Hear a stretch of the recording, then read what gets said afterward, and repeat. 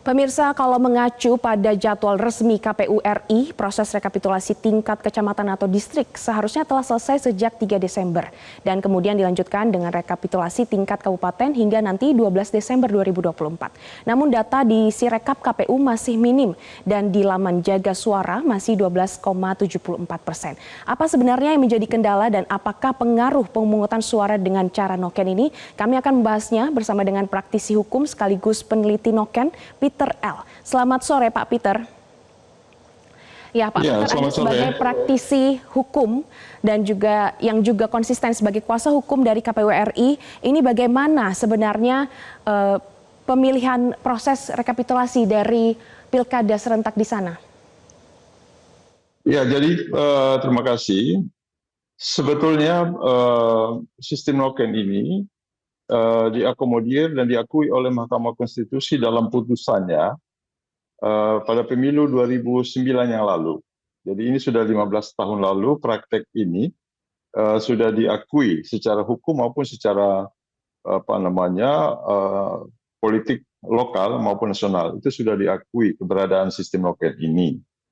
Nah, dalam semua agenda-agenda politik baik lokal, pilkada, pilgub maupun pemilihan DPRD, DPRD kabupaten, kota, provinsi maupun DPR RI dan DPD, bahkan sampai pada pemilihan presiden, pilpres, itu untuk wilayah tertentu di Papua, terutama di provinsi Papua Pegunungan dan provinsi Papua Tengah, atau dalam wilayah adat Lapago dan Mepago itu menggunakan sistem noken. Jadi dari 6 provinsi yang ada di Papua, hanya 2 provinsi yang menggunakan sistem noken. Kira-kira begitu. Oke, Pak Peter, apa sebenarnya dari pengalaman Anda, apa sebenarnya yang menjadi penyebab data masuk dari si hasil ini minim sekali begitu Pak? Oh ya, jadi ada 2 hal. Yang pertama itu soal kendala geografis, dan yang kedua adalah kendala signal.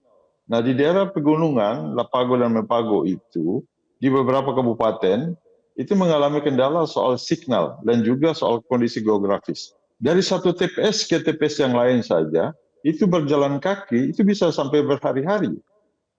Dari satu TPS yang satu ke TPS yang lain. Walaupun secara kasat mata, kita bisa melihat bahwa lokasinya di seberang gunung atau di lembah.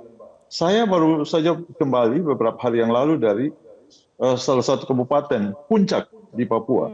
Itu begitu sulitnya. Saya menyaksikan sendiri begitu sulitnya mobilisasi logistik maupun distribusi hasil pemilu itu sangat sulit. Tingkat kesulitannya sangat tinggi. Dan itu salah satu faktor yang menyebabkan terkendala sehingga menyebabkan proses rekapitulasi ini mengalami kendala. Kemudian yang kedua adalah soal signal. Kalau di Papua itu ada yang ngomong kayaknya ya bukan hanya beli pulsa tapi juga sekalian beli signal. Karena begitu sulitnya komunikasi di wilayah-wilayah daerah pegunungan, terutama di wilayah Lapago dan Mepago. Ibu kota Provinsi Papua Pegunungan saja di Wamena, itu saja signalnya susah. Ini ibu kota provinsi loh, apalagi di wilayah-wilayah atau kabupaten yang agak masuk ke pegunungan maupun ke daerah pedalaman. Jadi itu dua masalah itu yang menyebabkan Pak, kalau kita melihat kendala-kendala. Saat ini eksistensi dari noken, semestinya bagaimana? Apakah sistem noken ini jauh lebih cepat atau memang lambat begitu dalam sistem rekap suara?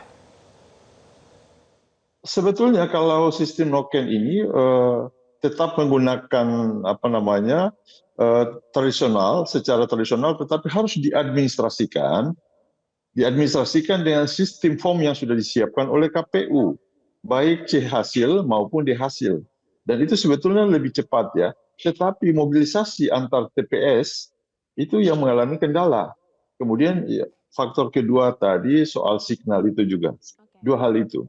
Jadi saya pikir kalau di Provinsi Papua di provinsi lain itu mudah dan cepat, tetapi kalau di Lapago dan Mepago atau Provinsi Papua Pegunungan dan Provinsi Papua Tengah, kendala-kendala ini sangat tinggi sekali hambatannya. Oke, baik Pak Peter, berarti kendalanya adalah di geografis dan juga di sinyal ya Pak ya. Terima kasih Pak Peter L, praktisi hukum sekaligus peneliti noken sudah bergabung bersama kami. Jelajahi cara baru mendapatkan informasi Download Metro TV Extend sekarang.